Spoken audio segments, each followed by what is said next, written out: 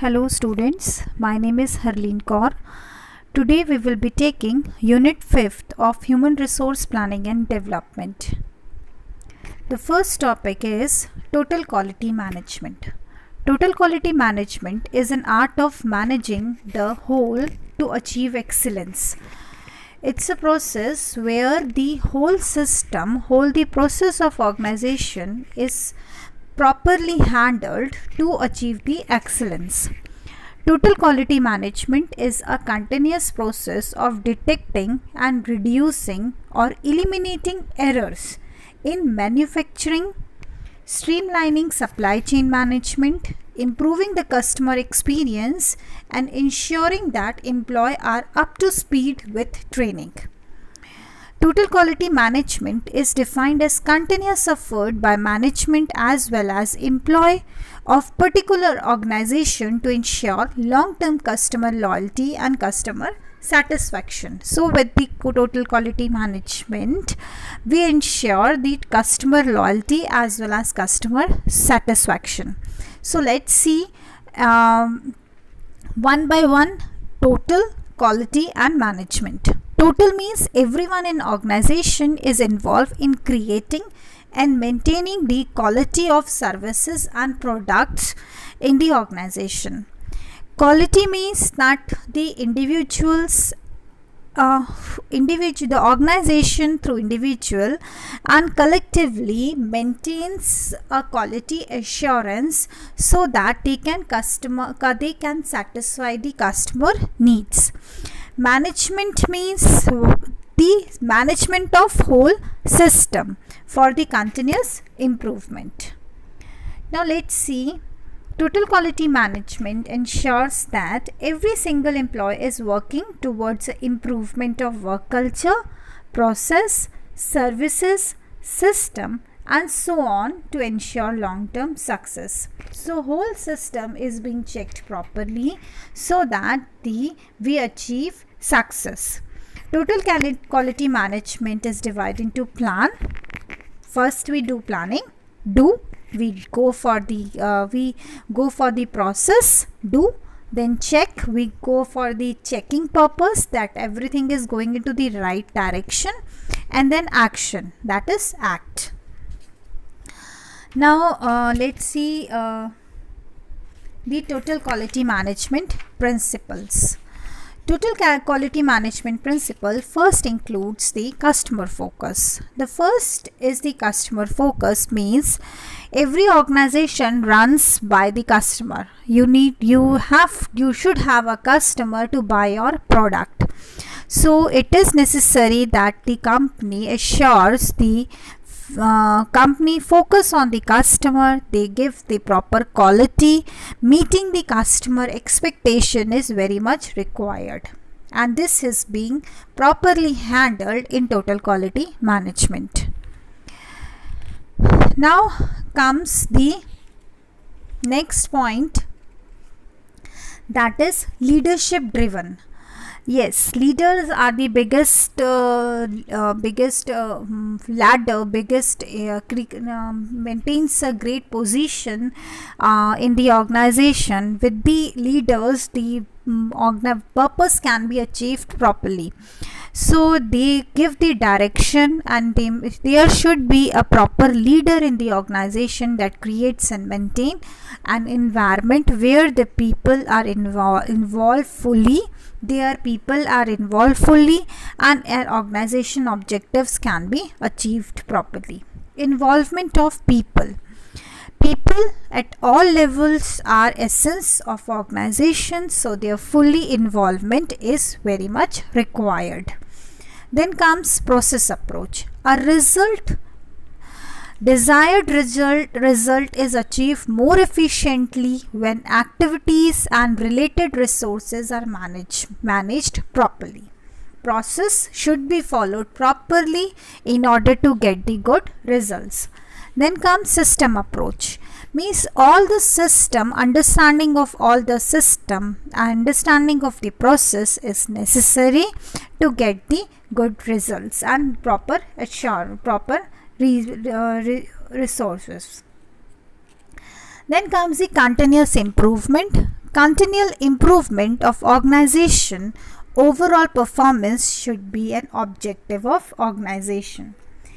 Then factual approach to decision making.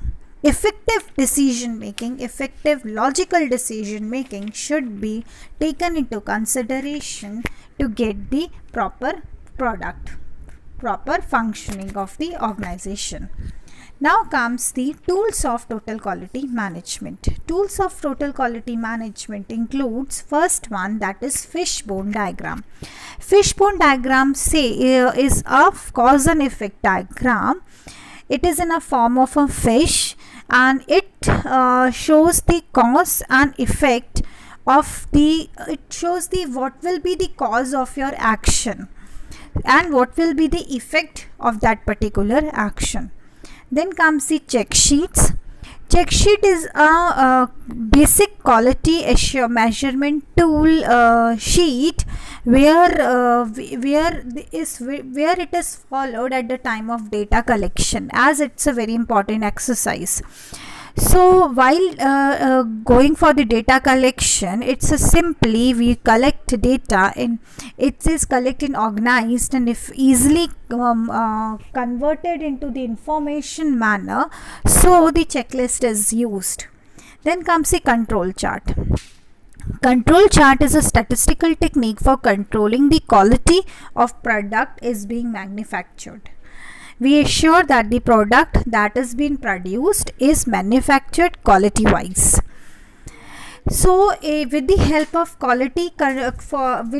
control chart, we is able to analyze the rejection, where rejection part easily, predict the rejection part very easily during manufacturing process, and we can correct it at beforehand, before the problem arises. Now comes the histogram. A histogram is a graphical representation of groups, categories of data, so that the clear understanding can be done. Now comes the Pareto diagram. Pareto analysis is a statistical technique in decision making that is used for selection of limited number of tasks that produce significant overall efforts. Then comes the scattered diagram. Scattered is a graphical technique used to analyze the relationship between the two variables. Now flowcharts. Flowchart shows the pictorial representation of the process. It shows the pictorial symbols connected with each others, their series, their logical series, etc. Now let's see what is second topic, that is human resource development. Now human resource development is the framework for helping employee develop their personal and organization skills, knowledge and abilities, where we develop the human resource so that their knowledge, skills and abilities can be improved. That is human resource development. Now comes the HRD strategies. HRD strategies are the plans that defines how human resource would utilize through the use of integrated array of training, organization development, career development efforts to achieve in the individual and organizational objectives. That is HRD strategies, the strategies through which an organization can achieve their integrated strategies, organization where they can achieve their process is the HRD strategies. Now let's see the major HRD strategies. The major HRD strategies includes the communication strategy. How we are going to communicate with others, how our communication will be with the competitors is the communication strategy. Accountability strategy includes that we are responsible for our actions. Ownership strategy. Quality strategy, we ensures the quality assurance for our customers. Cost reduction strategy includes that we can ensure that the product that we are giving is proper, is having its proper cost. Entrepreneurship strategy includes that each organization is they are the owner, and they are the strategy is more focusing on the entrepreneurship. Systematic building strategy, that everything is having a system, everything is organized properly. Then learning strategy is the learning part, where the organization is focusing on the development, the learning part of the people. Then umbrella strategy includes approaches and policies that supports organization strategies. Wholly the strategy that supports the organization strategy is the umbrella strategies. Now let's see the another topic, that is human resource information system. Human resource information system is a software package developed to aid human resource professionals in managing data. So it's a software, it's a tool that is made to organize the data properly. Functions of human resource information system includes create and maintain employee records. With the help of it, we can create and maintain the employee record, ensure legal compliance, forecast and plan future requirements, then reduces the manual work, assist managers by providing relevant data. Objectives of human resource information system includes it offer data security and personal privacy, to supply the information at reasonable cost, to offer sufficient, comprehensive and ongoing information about the people and the job, to ensure proper storage of data. HR information system should provide information in most cost effective way. Yes, data is very costly, so it ensures that the data is being we get the data in cost effective manner. It creates information hub for whole organization, where we get the whole data at the one place, so it creates like an hub. Components of human resource information system includes the input phase, then comes the transformation phase, then comes the output phase, and then the feedback and control phase. Let's see the first point. Input phase includes the information that need to be stored in the HRIS. That can be age, that can be education of the employee, that can be their trainings, their status, their development part, anything related to the employee that is stored is input. Then transformation phase, where computer transforms the information into the meaningful information. It properly converts the information into the meaningful information so that it can be further used. Then output is the transformed hard printouts. It's a printouts of your transformed material. The data you have gathered properly, now you get in form of a printout, a print material, which can be used for salary statements, reports, performance of an employee, budget estimates, etc. Then comes the feedback and the control. Now after the output, the relevant data can be used as a feedback part, where you can ask an employee where is a gap, where he can offer trainings, where they can handle their issues, their problems, the part where they can improve themselves, and the part where they can go for the development, they can go for promotions, higher positions can be given. So with this we can give the feedback to our employees.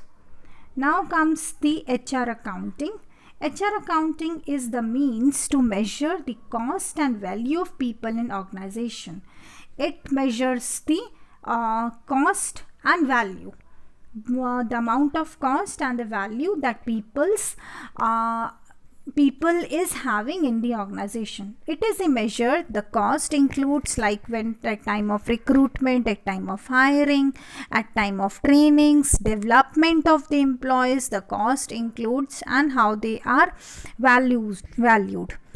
HRA is process of identifying and measuring data about human resource and communicating this information to the interested party. Means what is the value of your employee in the organization, and now you can communicate it to the necessary parties. Basis includes the value, their value, how much valuable your employee is, how useful it is, and the information is being communicated to the interested parties. Significance of HRA, Human Resource Accounting: formulating principles and programs of development of human resource. It helps in formulating the policies and programs. Decision regarding cost reduction programs, where we can reduce our cost. Training and development part, recruitment and selections part, manpower planning and control, HRA can be used, conservation and reward of human resource, then making a choice between various type of human investments and investments in other assets. Are we required to invest in human assets or not required? Can be done with the help of HRA. Objectives of HRA: human resource accounting helps in determining the return on investments on human resource, the part you have invested on human resource and how much the return they are giving to you. It helps in knowing whether the human resource have been properly utilized or not. It provides quantitative information on human resource which will help the managers as well as investor in making the decisions.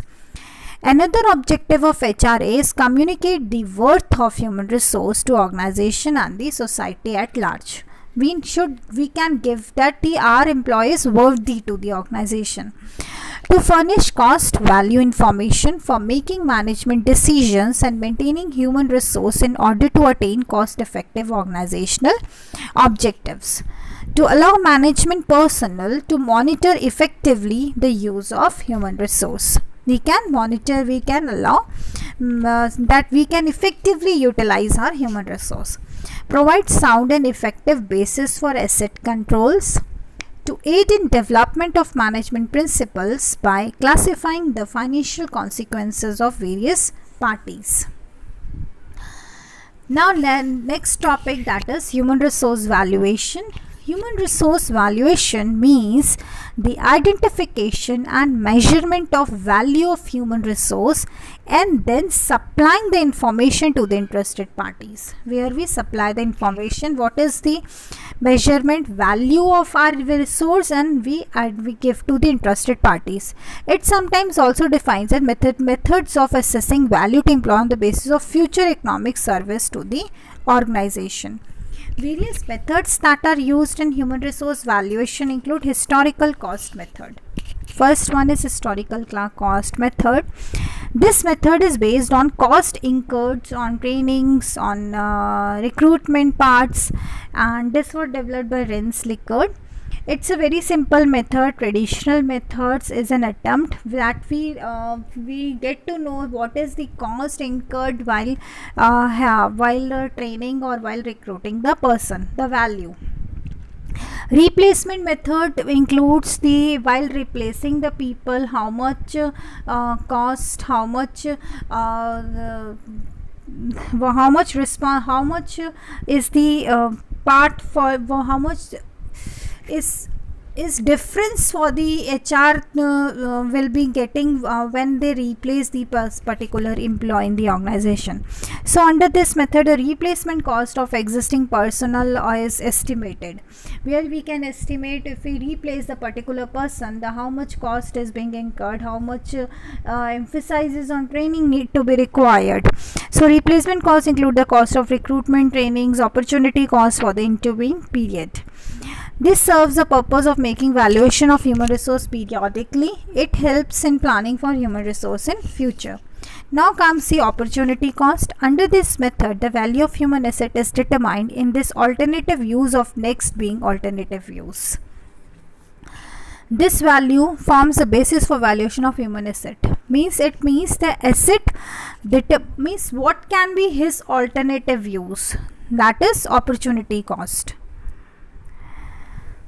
Now comes the economic value method. The payment method to human resource till their retirement are calculated and appropriately discounted to get their present economic value. To get their economic value, we get to know we calculate their payment till their retirement phase. Standard cost method. This method is an improvement over the replacement method. Under this method, the standard cost of recruitment, training, development are developed and established every year to overcome complications in calculations. So every year we make a chart so that the calculations do not disturbs. It do not become complicated. These costs represent the value of human resource for accounting. It's easy for implementation and control. What all costs are required is being needed for training, for recruitment. We make a proper chart and it's used in human resource accounting also, and it's very easy to control. Then present value method. Under this method, the net contribution of employee to the earnings of organization are discounted to have present value of human resource. Thank you, students.